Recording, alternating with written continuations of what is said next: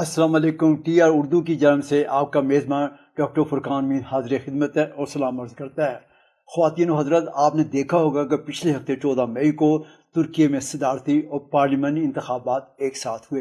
Parliament के इंतखाबात तो रिज़ल्ट आ गया है, लेकिन सदारती इंतखाबात का पहला मरला जो है वो कंप्लीट तो हो चुका है, लेकिन रिज़ल्ट नहीं आया। अब देखना यह है कि रिज़ल्ट जो है दूसरे मरले में 28 मई को आएगा। दूसरे मरले में क्या कुछ होता है, इस बारे में आज के इस प्रोग्राम में डिस्कस करेंगे। लेकिन पहले मैं आपको अपने मेहमानों से तारुफ कराता चला जाऊँ। मेरे दाएं तरफ बैठे हुए हैं हमीद चौहान साहब। हमीद चौहान साहब TRT में काफ़ी अर्से, तकरीबन आप कह सकते हैं सीनियर पाकिस्तानी हैं, जो तवील अरसे से तुर्की में आबाद हैं और TRT से मुंसलिक रहे हैं। अब आजकल वह रिटायरमेंट की ज़िंदगी बसर कर रहे हैं। जबकि मेरे आगे हमीद साहब के साथ बैठे हुए हैं सग़ीर रामे साहब। ये भी पाकिस्तानी जर्नलिस्ट हैं जो तवील अरसे से, तकरीबन मेरा ख्याल 3 साल का अरसा हो चुका है, तुर्की में आबाद हैं और यहाँ से पाकिस्तान के लिए कवरेज वगैरह करते हैं, बोल TV चैनल के लिए और मुख्तलिफ अखबारात वगैरह के लिए लिखते हैं। और मेरे साथ आप जानते होंगे पिछले हमेशा मेरे साथ रहते हैं मेरे साथी हैं इफ्तिखार गिलानी साहब।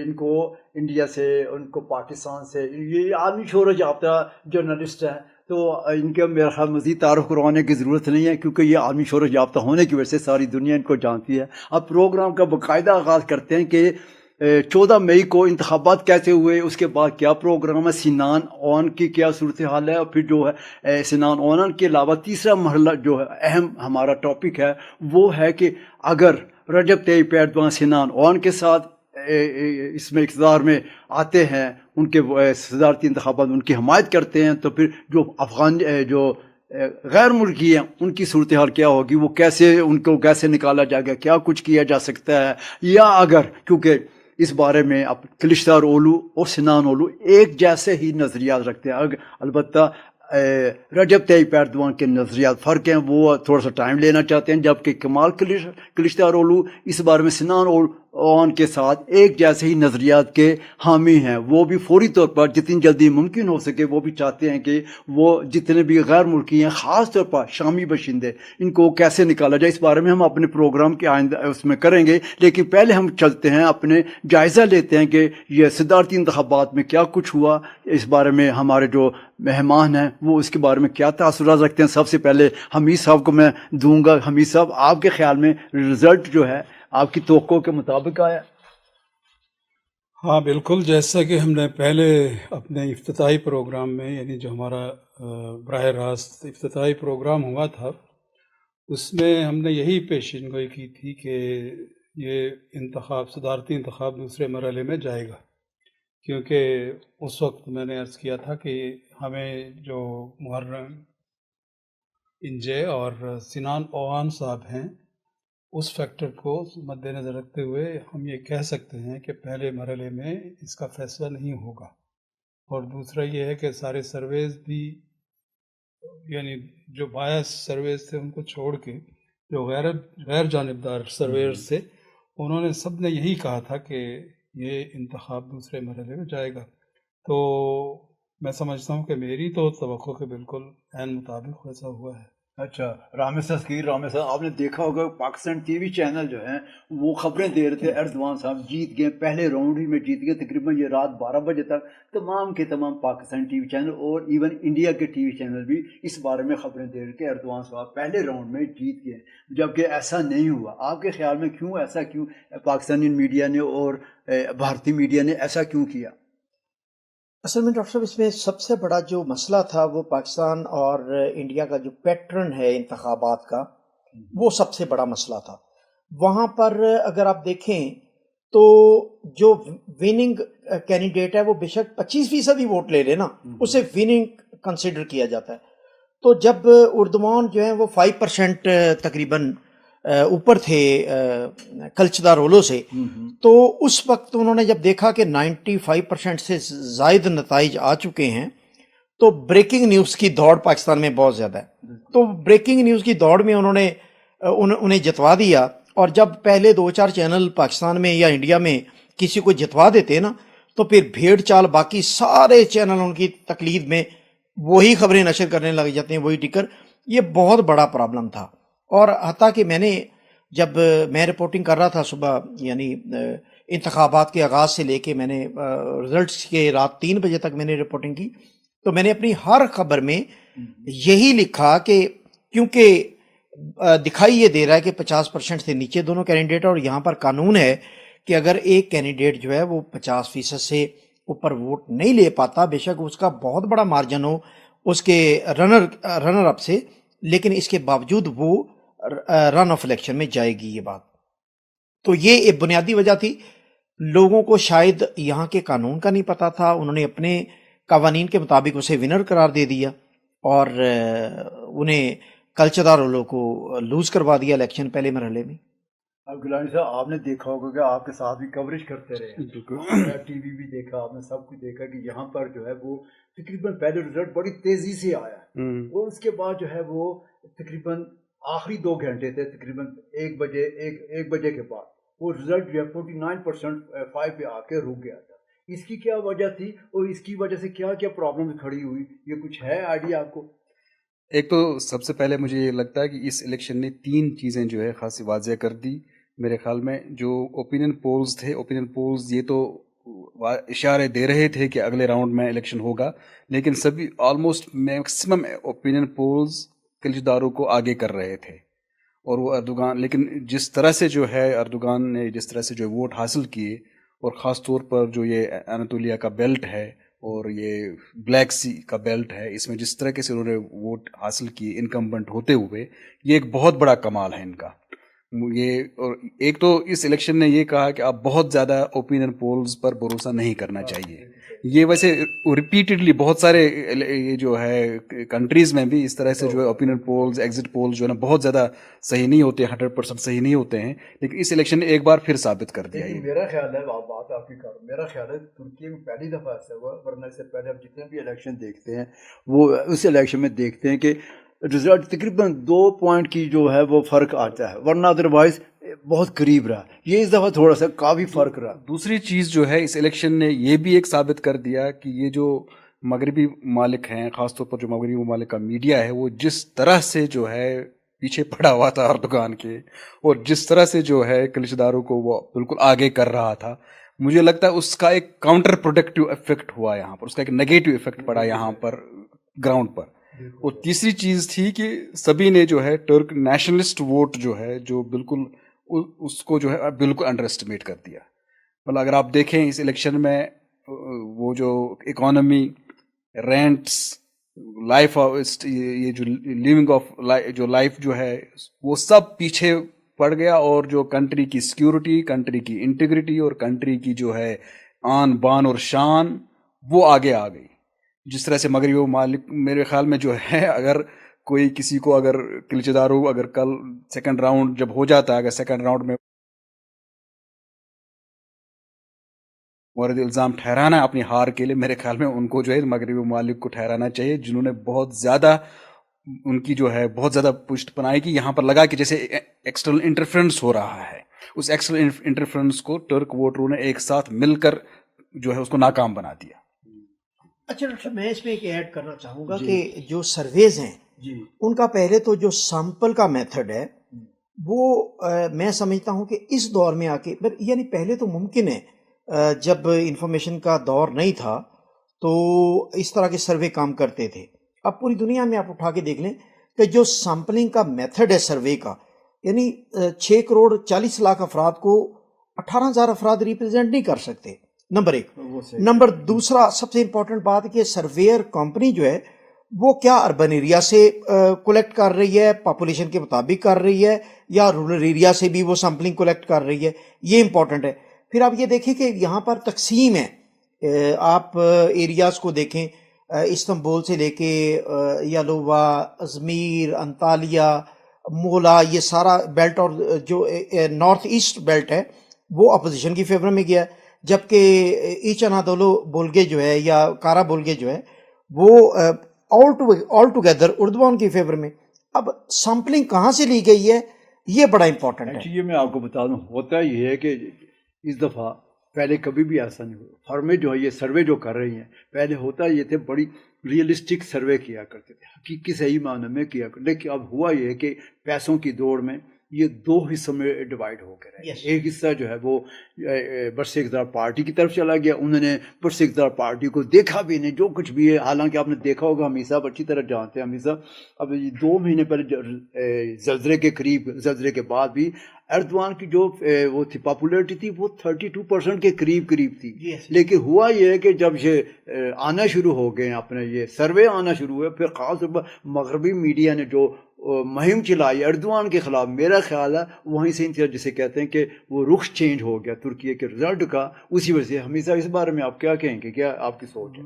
آپ تو صحیح فرما رہے ہیں کہ اس کا رد عمل ہوا ہے. جی جی, کیونکہ صاف ظاہر ہو رہا تھا اور یہ نظر آ رہا تھا کہ ایک تو پہلے امریکی صدر جو بائیڈن, جب وہ نائب صدر تھے وہاں کے, صدر اوباما کے دور میں, تو انہوں نے کہا تھا, یعنی سر عام انہوں نے کہا تھا کہ ساری کوششیں ہو گئی ہیں, بغاوت بھی کروائی گئی ہے, سب کچھ ہوا ہے, لیکن اس صدر ایردوان کو نہیں ہٹا سکے.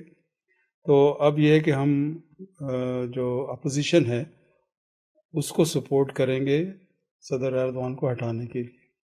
ایک تو یہ بات تھی. دوسری بات یہ کہ ہم نے دیکھا کہ جرمن اخبارات میں اور برٹش اخبارات میں آخری دنوں میں جو صدر طیب ایردوان صاحب کی جو کردار کشی کرنے کی کوشش کی, اور اس کو یعنی اس طرح کی چیزیں کی کہ اب ان کو جانا چاہیے, حالانکہ ان کا کوئی حق نہیں بنتا. تو اس کا رد عمل ہوا اور ترکی عوام نے یہ ثابت کر دیا کہ وہ باہر سے کسی قسم کی مداخلت برداشت نہیں کر سکتے. تو انہوں نے اس کے مقابلے میں یہ جو ہے بڑھ چڑھ کے صدر ایردوان صاحب کو ووٹ دیا. اور ایک اور فیکٹر جو بہت اہم ہے وہ یہ ہے کہ حزب مخالف کی جماعتیں جو متحد ہیں وہ یہ سمجھ رہے تھے کہ جو زلزلے کا علاقہ ہے, زلزلہ زدگان کو, یعنی انہوں نے پروپیگنڈا کیا کہ حکومت فوری طور پہ نہیں پہنچ سکی. تو اتنا وہ ایک طرح سے وہ آپٹیمسٹک ہو گئے تھے کہ وہ جو 13 ملین لوگ ہیں وہاں کے زلزلہ زدگان جو ہیں, وہ تو بس ہمیں ووٹ دیں گے کیونکہ وہ گورنمنٹ سے نالا ہیں کہ ان کی مدد نہیں کی گئی. حالانکہ چیزیں اس کے برعکس تھیں اور یہ چیزیں بعد میں ثابت بھی ہو گئی.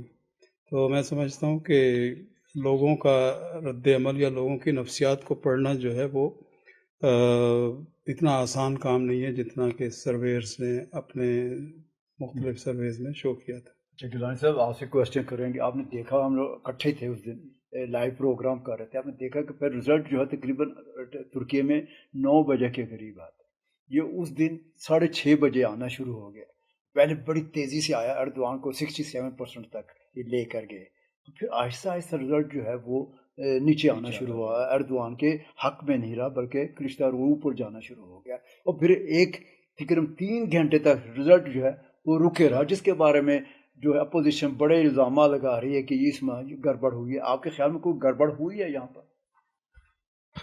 مجھے لگتا ہے کہ وہ جو پہلے جو ریزلٹس آ رہے تھے وہ بعد میں جو آ گیا میڈیا میں آ ہی گیا تو پتہ چل ہی گیا کہ وہ آفیشیل چینل سے وہ آ رہے تھے, آفیشیل چینل سے رزلٹ آ رہے تھے, وہ دونوں طرف کے رزلٹس نہیں دے رہے تھے اس وقت. لیکن مجھے لگ رہا ہے کہ پہلے راؤنڈ سے ہی بہت ہی کانٹے کا مقابلہ تھا. پہلے راؤنڈ سے ہی میرے خیال میں شاید 1 یا 2 بار جو ہے بیچ میں شاید کلچدارو کچھ پوائنٹس آگے ہو گئے, اوپر ہو گئے تھے, لیکن کانٹے کا مقابلہ بہت پہلے سے ہی تھا. جب کیونکہ ہم جب اس وقت جب ہم پروگرام کر رہے تھے, آپ کی وجہ سے ہم ایک انڈیپینڈنٹ یہ چینل سے غیر جانبدار چینل کے ذریعے ہم دے رہے تھے, اس لیے جو ہے ہمارے ریزلٹس اور جو ریزلٹس ٹی وی دکھا رہے تھے ان میں تھوڑا ڈفرینس آ رہا تھا. لیکن ہم کوشش کر رہے تھے اس وقت کہ ہم وہ رزلٹ دیں جو بالکل جو ہے الیکشن کمیشن کے پاس رزلٹس ہیں, وہی رزلٹس ہم آگے پہنچا رہے تھے, آگے دے رہے تھے. جو رزلٹ آفیشیل چینل سے آ رہے تھے, میرے خیال میں اس وقت آفیشیل چینلز کو بھی یہ کرنے کی کوئی ضرورت نہیں تھی, کیونکہ یہ سائیکولوجیکل گیم اس وقت کھیلنا کوئی مطلب ہی نہیں بنتا تھا. یہ اگر انتخابات ہو رہے ہیں, لوگ ووٹ ڈال رہے ہیں, اس وقت یہ سائیکولوجیکل گیم کھیلی جائے تو اس کا مطلب بھی بن جاتا. اس وقت کوئی مطلب ہی نہیں بنتا تھا وہ سائیکولوجیکل گیم کا. لیکن دوبارہ پھر یہ کہہ دوں, جس طرح سے جو ہے اردوغان صاحب نے جو ہے جو پریزیڈنٹ اردوغان نے جو ووٹ لیے, جو لیے یہ ایک انپریسیڈنٹڈ تھا, یہ کسی کے وہم و گمان میں نہیں تھا یہاں پر. لیکن ایک سوال جو ہے وہ جو اگر آپ لوگوں سے بھی پوچھیں, یہ جو ارتھ کوئک ایریاز میں سب سے اہم چیز جو ارتھ کوئک ایریا جو ہے نا, یہ ایک بالکل ہی کسی کی سمجھ میں نہیں آ رہا کہ ارتھ کوئک ایریاز میں کیوں لوگوں نے ووٹ دیے, آخر اس کی کیا وجہ ہو سکتی ہے؟ میں تھوڑی سی کر دوں پہلے, کیونکہ میں وہاں پہ جا چکا ہوں, دیکھا بھی تھا. شروع میں تو جو پہلے 2 دن حکومت کی طرف سے میرا خیال کچھ زیادہ نہیں کیا گیا, حکومت کو پتہ ہی نہیں چلا کہ ہوا کیا ہے. پہلے 2 دن حکومت نے محسوس بھی کیا, حکومت نے کہا بھی ایک کوتاہی ہو گئی ہم لوگ, جس کی رجب طیب ایردوان نے معذرت بھی کی تھی.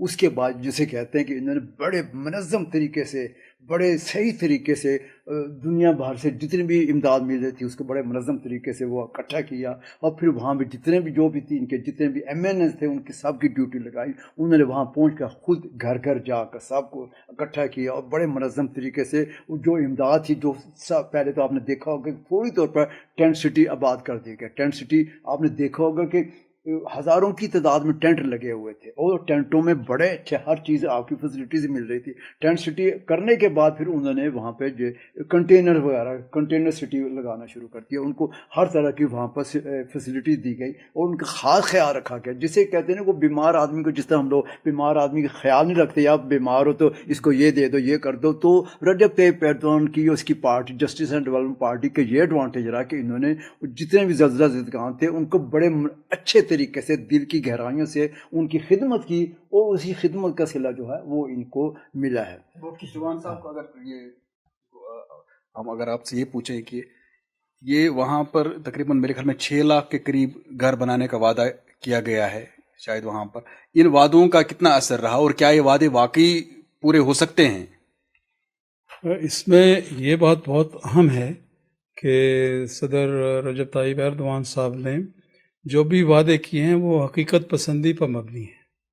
یعنی انہوں نے یہ نہیں کہا کہ ہم آپ کو, جیسا کہ اپوزیشن نے کہا کہ ہم سب کو مفت میں گھر بنا کے دیں گے اور یہ کریں گے وہ کریں گے, اس طرح کا کوئی وعدہ نہیں انہوں نے کیا. اور مزے کی بات کر رہا ہوں, آپ نے دیکھا ہوگا کہ پچھلے جتنے بھی زلزلے وغیرہ عوان میں آیا تھا, کچھ آیا تھا, انہوں نے کر کے دکھایا ہے. استنبول میں ہے, یلووا میں ہے, سب کچھ انہوں نے کر کے دکھا دیا. شاید یہی وجہ تھی. پلیز. ہم شروع سے آپ کو یاد ہوگا کہ ہم اپنے پروگراموں میں یہ کہتے آ رہے ہیں کہ ماضی کی کارکردگی اس الیکشن میں بہت زیادہ کاؤنٹ کرے گی, اور ہم نے دیکھا کہ جہاں کہیں بھی زلزلہ آیا, چاہے وہ بلیک سی کے ایریے میں ہو, چاہے وہ الازا اور ملاتیا میں ہو, چاہے وان میں ہو, سب لوگوں کو انہوں نے گھر بنا کے, وہاں اسکول بنا کے, ہر چیز, ہر قسم کی سہولتیں مہیا کر کے ثابت کر دیا, اور جتنا ٹائم دیا اس ٹائم فریم کے اندر اندر وہ ساری چیزیں انہوں نے مکمل کر کے دی.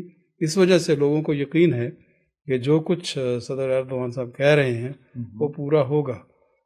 اپنے رامے صاحب, دوسرا راؤنڈ شروع کرنے سے پہلے آپ سے ایک کوشچن یہ ہے کہ آپ نے دیکھا ہوگا کہ خود بھی گئے ہوں, آپ نے بھی ووٹ ڈالا ہوگا کہ کتنے پرسکون طریقے سے ووٹنگ ہوئی ہے, اور پھر یہ 87 سے 90% تک ووٹ ڈالے گئے, جبکہ دنیا کے کسی ملک میں بھی ایسا ہرگز نہیں ہوتا. وہاں پہ بھی یورپ میں دیکھے تو 50% سے کم شرح رہی ہے, جبکہ یہاں ترکی میں دیکھا آپ نے زلزلہ آنے کے باوجود لوگوں نے ووٹ دیے, بلکہ یورپ سے بھی ووٹ آئے, سب کچھ آئے. اس کا کہ آپ کے خیال میں اس کا بھی اثر رجب طیب ایردوان کی سیاست پر یا ان کو ووٹ حاصل کرنے میں پڑا ہے؟ دیکھیں, پہلے بھی اس خطے میں, یورپ اور اس سارے خطے کے مقابلے میں اگر ترکی کی آپ ووٹ ریشو لیں, کاسٹنگ ریشو, تو لاسٹ بھی 86% تھی. اور اگر آپ اس خطے میں جرمنی اور الائیڈ یونان اور اٹلی اور یورپ میں باقی ممالک کو لیں تو میکسیمم جو ہے وہ جرمنی میں 72 تک گئی ہے, 63 ایوریج 68, میکسیمم 72 تک. تو ایک تو وجہ یہ میں سمجھتا ہوں کہ یہاں پر جو ووٹر ہے نا وہ اس کا شعور بہت زیادہ بہتر ہے باقی خطوں کی نسبت. دوسرا, جو میں نے جب پہلی مرتبہ اپنی زندگی میں ایک ایسا الیکشن میں نے کور کیا, جیسا کہ پہلے ایک ہائی الرٹ آیا تھا کہ انقرہ میں اور استنبول میں خاص طور پر ہائی الرٹ ہے, فارنرز باہر نہ نکلیں, اور وہ جو لوکل ایونٹ ہے, لوکل فیسٹیول ہے. پہلی بات تو یہ کہ واقعی یہ بات بالکل درست ہے, یہ فیسٹیول تھا. جب میں صبح 8 بجے گیا ہوں پہلی رپورٹ کرنے کے لیے, تو چھوٹے بچے پریم میں, والدین نے اٹھائے ہوئے, بچیاں, وہ جوان, سب اسکول کالج کے لوگ, وہ ایسے آ رہے تھے جیسے کسی فیسٹیول میں پارٹیسپیٹ کرنے کے لیے آ رہے ہیں. تو یہ میرے لیے میری زندگی کا ایک ڈفرینٹ ایکسپیرینس تھا. پھر دوسرا یہ تھا کہ اس ہائی الرٹ کی وجہ سے میں بھی تھوڑا سا، کیونکہ میں بے شک ترکش سٹیزن ہوں لیکن میری شکل تو ایشین ہے، تو مجھے یہ تھا کہ اگر میں رپورٹنگ کرنے کے لیے میں نے نکلنا ہے، جب میں پولنگ بوتھ کے سامنے یا پولنگ اسٹیشن کے سامنے رپورٹنگ کروں گا تو کیا اس کا رسپانس کیا آئے گا. کیونکہ 2 دن پہلے مجھے ایک رسپانس آیا تھا، میں نے D100 پر میں نے لوگوں سے ترکش میں یہ پوچھا کہ آپ کس کو ووٹ دیں گے اور کون جیتے گا. تو اس میں بہت سارے لوگوں نے میرے پاس سے گزرتے ہوئے یہ کہا کہ اگر آپ ترکش ہوتے اور ترکش چینل ہوتا تو ہم جواب دیتے، ہم فارنر کو جواب نہیں دیتے. یہ رویہ میں نے دیکھا تھا. لیکن جب میں پولنگ اسٹیشن پہنچا تو جس وارم طریقے سے یہ سارا فیسٹیول چل رہا تھا اور جس طرح لوگوں نے مجھے اپریشیٹ کیا، جب میں نے پہلی رپورٹ کی اور اس کے بعد میں نے کوشش کی، رپورٹر کی کوشش ہوتی ہے آپ کو پتہ ہے کہ وہ اندر سے رپورٹ کرے، تو میں اندر چلا گیا نا. ترکش سٹیزن بھی تھا، میرا ووٹ بھی اسی پولنگ اسٹیشن میں، اسی پولنگ بوتھ میں تھا. تو میں جب اندر گیا تو اندر سے میں نے رپورٹنگ کی، فوٹیج بھیجی، تو ایک انتظامیہ میں سے شخص آئے، انہوں نے مجھے ترکش میں کہا کہ جب آپ فارغ ہو جائے نا تو اندر چائے اور کھانے کے لیے بھی انتظام ہے، آپ آ جائیے گا. تو میرا حوصلہ بہت بڑا، میں نے کہا یار یہ بالکل وہ جو اس طرح کے ریومرز تھے کہ بڑا خطرناک ہو سکتا ہے. پھر میں نے کچھ 5-7 پولنگ اسٹیشن وزٹ کیے، بیلک دوزو، باشک شہر، باچے کینٹ، آسانی آٹ، مختلف جگہ پر میں گیا. تو بہت خوبصورت، میں نے اپنی زندگی کا ایک ڈفرینٹ ایکسپیرینس کیا ہے. It was not an election, it was a festival in my بالکل ٹھیک کہہ رہے ہیں. خواتین و حضرات، ہم دوسرا راؤنڈ شروع کرنے سے پہلے آپ کو یہ ایک دفعہ پھر بتاتے چل جائیں، اپنے تیسرے راؤنڈ میں یہ بتائیں کہ ترکی میں آئندہ جو غیر ملکی ہے ان کے بارے میں حکومت، جو موجودہ حکومت ہے، اگر سنان اوان کے ساتھ کیا کچھ معاہدہ کرتی ہے، ایگریمنٹ کرتی ہے، تو کیا رویہ اختیار کرتی ہے، کیا صدر رجب طیب ایردوان ان کو واپس بھیجنے کے لیے تیار ہیں کیونکہ انہوں نے ایگریمنٹ اس بارے میں کیا کچھ کیا، کیا پروگرام بنایا، یا پھر اپنے کمال کلچدارولو جو ہے کیونکہ ان کی سوچ اور سنان اوان کی سوچ ایک جیسی ہے، اس بارے میں ہم آپ کو آگاہ کریں گے. لیکن اب دوسرا راؤنڈ ہے، دوسرے راؤنڈ میں ہم یہ بات چیت کریں گے کہ دوسرے راؤنڈ میں 28 مئی کو جو دوسرا راؤنڈ ہونے جا رہا ہے، اس بارے میں آپ کو کیا لگتا ہے گیلانی صاحب کہ دوسرے راؤنڈ میں کون جیت سکے گا؟ میں سب سے پہلے جو نا آپ دونوں سے یہ سوال ایک کرنا چاہ رہا ہوں کہ اردوغان صاحب کو جو نا 49% ووٹ ملے ہیں، لیکن ان کی پارٹی کو صرف 35% ووٹ ملے. آخر اس کی کیا وجہ ہے؟ اگر اس پر آپ روشنی ڈالیں. ہاں، دیکھا جائے پارٹی اور صدارتی سسٹم میں یہ پورے کا پورا اتحاد تھا.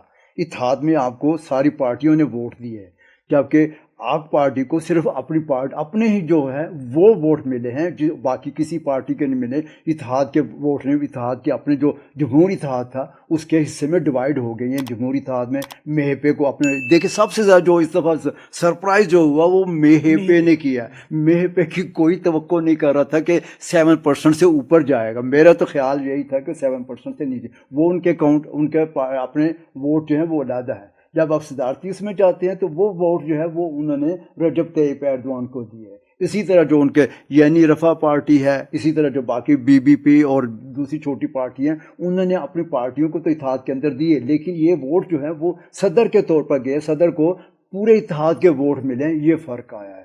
جی ہاں حمید صاحب، اس بارے میں کچھ آپ روشنی ڈالنا چاہیں تو. ہاں، دراصل گیلانی صاحب نے اچھا سوال کیا ہے. یہ جو اس کی وجہ، یعنی اگر ان کو 35% ووٹ ملے ہیں ان کی پارٹی کو، تو باقی ووٹ کہاں سے آیا؟ وہ جو باقی ووٹ ہے وہ آپ اگر اس کو ایڈ اپ کریں اتحادیوں کے ووٹوں کو، تو وہ اتنا ہی بنتا ہے. یعنی اس میں کوئی وہ شک شبے والی بات نہیں ہے کہ ان کے اتحادیوں نے مکمل طور پہ ان کو سپورٹ کیا ہے. یعنی اتنا جادوئی قسم کا رزلٹ ہے کہ جتنا ایردوان صاحب کو ووٹ ملا ہے، اگر ان کے اور اتحادی پارٹیوں کے ووٹوں کو جمع کریں تو ایگزیکٹلی وہی فگر آتی ہے. اور بلکہ وہ ٹیلی ویژن پہ بھی انہوں نے دکھایا ہے. اس بار بالکل صحیح کہہ رہے ہیں. یہ وجہ مور اوور ایک اور بات بڑی امپورٹنٹ ہے پلیز کہ اگر آپ کلچدارولو کا 46% ووٹ دیکھیں نا اور اس کی پارٹی کا دیکھیں تو وہ 24% ہے. 24 اشاریہ کچھ فیصد. ٹھیک ہے.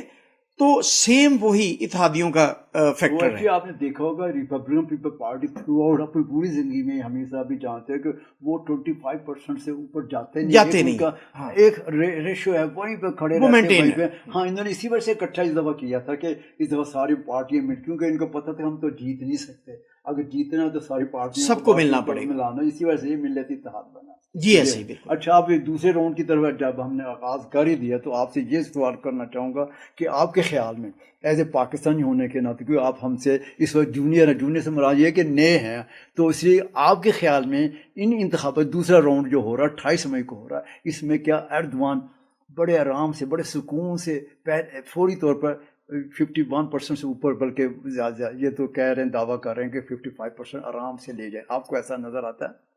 نہیں ڈاکٹر صاحب, 2-3 فیکٹر بڑے سالڈ ہیں. وہ فیکٹر شاید عام پبلک کنسیڈر نہیں کر رہی, لیکن جو جرنلسٹ ہوتے ہیں وہ ان فیکٹرز کو بڑی سالڈ طریقے سے آبزرو کر رہے ہوتے ہیں. اور میں ایک سب سے سالڈ فیکٹر آپ کو بتاتا ہوں. جو سنان اویان کو ووٹ ملا ہے وہ آپ ایکسپیکٹ نہیں کر پاتے تھے کہ وہ 5% سے اوپر چلا جائے گا. یہاں میں بات آپ کی کارڈ ہوا یہ ہے کہ تھوڑی سی معذرت کے ساتھ سنان اوان کو جو ووٹ ملے, جی میں اسی طرف آ رہا ہوں, ہاں وہ محرم انجے کی وہ اسی طرف آ رہا ہوں, میں اسی طرف آ رہا ہوں, یہی میں کہنا چاہ رہا ہوں. یعنی وہ جو ووٹ ملا ہے اسے, وہ ووٹر کی اب سائیکی پر آتا ہوں میں. انہیں پتا تھا سیان اویان کا سرویز میں 1% سے نیچے آیا, انہوں نے نہ وہ ووٹ کلچدار اولو کو دیا نہ طیب اردوان کو دیا. انہوں نے کس کو دیا؟ تھرڈ پوزیشن والے جو بالکل 5% پر جا رہے تھے. اور آپ نے دیکھا 3-4 لاکھ ووٹ تو وڈراول کے بعد محرم انجے کو بھی مل گیا. یعنی یہ وہ ووٹ ہے جو ووٹر نہ تو طیب اردوان کو ووٹ کرنا چاہ رہا تھا اور نہ ہی کلچدار اولو کو. بڑی اوپن آپشن تھی نا. محرم انجے کے بیٹھنے کے بعد سیان اویان کی طرف کیوں ووٹر گیا؟ وہ اس لیے گیا کہ وہ دونوں اوپر والوں کو ووٹ نہیں کرنا چاہ رہے تھے. یہ سالڈ فیکٹر ہے جو ابھی تک کوئی کنسیڈر نہیں کر رہا. اس کے جواب میں میں آپ کو بتاتا ہوں کہ ہونا کیا ہے. ہونا یہ کہ یہ وہ مائنڈ سیٹ ہے جو دونوں کو ووٹ نہیں کرنا چاہ رہا. 50% ووٹ تو اس میں سے ڈیلیٹ ہو جانا ہے, انہوں نے ڈالنا ہی نہیں, کیونکہ اگر ڈالنا ہوتا ان دونوں کو تو وہ پہلے راؤنڈ میں ڈال دیتے. پہلا فیکٹر یہ ہے کہ اس میں سے 3% ووٹ اب نہیں کاسٹ ہوگا. وہ انہیں جو 3% ہوگا وہ پارٹیز کے انفلوئنس سے, یعنی جو کلوز ہیں, ورکرز ہیں جو پارٹیسپیٹ کر رہے ہیں, جو عملی طور پر ان کے ساتھ ہیں, جو جنرل پبلک کا ووٹ ہے نا وہ ڈیلیٹ ہو جائے گا. میرے تجزیے کے مطابق وہ دونوں کو نہیں دینا چاہ رہے. دوسرا جو بڑا فیکٹر ہے, دیکھیں سنان اویان کے لیے 2 ہیں پل. ایک پل ہے جو وہ چند قدم کے فاصلے سے عبور کر سکتے ہیں. دوسرا پل ہے جو اتنا لمبا ہے کہ ہو سکتا ہے وہ کنارے پر نہ پہنچے, ٹائم ختم ہو جائے.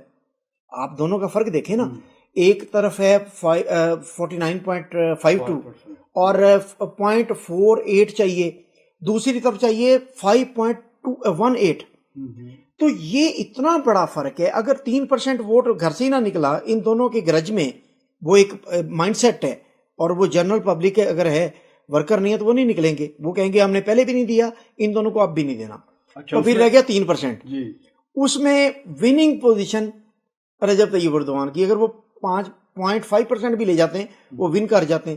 اور دوسرے کے لیے کلچدار اولو کے لیے بڑا لمبا سفر ہے اور پلسرات ہے, اگر وہ عبور کر جائیں تو یہ بڑا مشکل دکھائی دے رہا ہے میرے خیال میں. لیکن اس میں ایک چیز ایڈ کرنا چاہوں گا, آپ صحیح کہہ رہے ہیں, اور یہ ہے کہ سنان اوان ہے اور کمال کلچدار اولو, ان کے امید اوزدا جو ہے پارٹی ظفر پارٹی کے چیئرمین, ان کے ساتھ کمال کلچدار اولو کی کل ملاقات ہوئی, جبکہ سنان اوان کی صدر رجب طیب ایردوان کے ساتھ ملاقات ہوئی. لیکن جب آپ دونوں کے چہرے دیکھتے, جب وہ کرتے ہیں انالائز کرتے ہیں, تو آپ کو امید اوزدا اور کمال کلچدار اولو وہ, کیونکہ امید اوزدا بیان دے رہے تھے کہ جو کچھ کمال کلچدار اولو نے بیان دیا ہے وہ ایسا بیان ہے جیسے میں اپنے منہ سے بیان دے رہا ہوں, جس کی انہیں بھرپور یہ اس سے بڑھ کر تائید ہو ہی نہیں سکتی. ہاں یہ الگ بات ہے کہ اس میں وہ سنان اوان کو 5% ووٹ ملتے ہیں یا نہیں ملتے, وہ کس کی طرف لے کے جاتے ہیں. لیکن یہ تائید ہو گئی ہے کہ امید اوزدا جو ہے وہ کمال کلچدار اولو کے زیادہ قریب ہے, کیونکہ کہہ رہے ہیں کہ ہماری سوچ اور کمال کلچدار اولو کی سوچ ایک جیسی ہے. اب آگے پتہ چلے گا کہ واقعی جو ہے, کیونکہ ایک اور چیز جو ہے جسے وہ ان کی طرف جا رہے ہیں, وہ کمال آپ نے دیکھا ہوگا کہ کمال کلچدار اولو جو ملت اتحاد جو ہے وہ سب کو 7 کے قریب وائس پریزیڈنٹ ہے, جبکہ ایک اور ان کی کوشش ہے کہ اس کو بھی وائس پریزیڈنٹ کی آفر دی جائے سنا عوان کو. اور امید اوزدا کو, کیونکہ ان کا مین جو تھیم جو ہے, مین جو سوچ ہے وہ غیر ملکیوں کو نکالنے کے بارے میں ہے کہ ترکی سے ان کو, اس بارے میں دونوں کی سوچ ایک ہے, اسی پہ کام بھی کر رہے ہیں, اپنا پروجیکٹ وغیرہ بھی تیار کیا. اس وجہ سے لگتا یہ ہے کہ یہ دونوں اس پہ آئندہ اس پہ بات کریں گے, یہ کیا اس بارے میں کیا فیصلہ ہوا. یہ صرف یہاں پہ یہ کہنا چاہوں گا کہ وہاں دونوں کا جو ہے وہ ہو سکتا ہے کہ پھر یا اگر اپنے ووٹ جو ہیں جو نہیں ووٹ پڑے وہ ہو سکتا ہے ان ووٹوں کو نکالنے میں کمال کلشتہ رولو کامیاب ہو جائے. ڈاکٹر صاحب آپ کی بات کے ہی میں ایک ریمائنڈر آپ کو کرواتا ہوں کہ پہلی بات یہ کہ یہ سنان اویان کا ووٹ نہیں ہے, یہ محرم انجے کا ووٹ ہے. پہلی بات تو یہ, اس کو ہم بھول رہے ہیں, یعنی یہ اس کا ووٹ نہیں ہے, یہ وہ ووٹ ہے. اچھا سنیں, چلیں وہ 2% 3% ہوگا, وہ بھی ووٹ جو ہے نا وہ ایکچولی ایردوان کو نہیں جائے. کیوں نہیں جائے گا کہ محرم انجے بڑا جسے کہتے ہیں کہ سیکولر ٹائپ بنتا ہے اور اتا ترکزم کے پابندی کرنے والا بندہ. اس کے جتنے بھی ووٹر جو ینگ جنریشن جسے ہم زیڈ جنریشن کہتے ہیں وہ سب کی سب جو ہے وہ میرے خیال میں, اب یہ تو بتائے گا لیکن ایسا لگ رہا ہے. وہ میری بات سنیں, وہ تو 3% میں کہہ رہا ہوں کہ نہیں نکلیں گے, وہ نہیں دیں گے ووٹ. وہ اگر کلچدار رولوں کو دینے ہوتے نا پہلے راؤنڈ میں دے چکے تھے, نہیں دینے انہوں نے اردوان کو بھی نہیں دینے, وہ نہیں نکلیں گے جو کٹر قسم کے ووٹر ہیں, ٹھیک ہے نا. اچھا دوسری بات جو امپورٹنٹ ہے یہاں پر کہ اگر سنان اویان اس وقت اگر 5% سے اوپر ووٹ لے گیا ہے, 32 لاکھ کے قریب ووٹ لے گیا اگر وہ, تو یہ اس پارٹی کا سیاسی بلنڈر ہوگا, خود کو حملہ اپنے اوپر ہوگا اس موقع کو اگر وہ ہارویسٹ نہیں کر پاتے تو. اور انہیں پتہ ہے کہ ایک طرف ہارویسٹ کرنا جو شیر لانے کے مترادف ہے, اور دوسری طرف قدم باہر ہے دروازے کے, دروازہ کھلنا ہے کہ تو انہوں نے اندر چلے جانا ہے. ایک اور بات آپ نے کہی کہ 7 وائس پریزیڈنٹ ہے, یہ 8واں ہو جائے گا. ایک طرف 8 وائس پریزیڈنٹ ہے, اس کی وقت ہی کوئی نہیں ہے, ایک طرف 1 وائس پریزیڈنٹ ہوگا, کہاں بہتری ہوگی, کس میں بہتری؟ ایک چیز جو کارن جس کو ہم بھول رہے ہیں, امید اوزدا کو وہ وزیر امیگریشن بنانا چاہتے ہیں, جو سب سے مین ہمارا اس ٹاپک بھی جائے گا. وہ کیوں بنانا چاہتے ہیں یہ ہم اگلے مرحلے میں بات کرتے ہیں.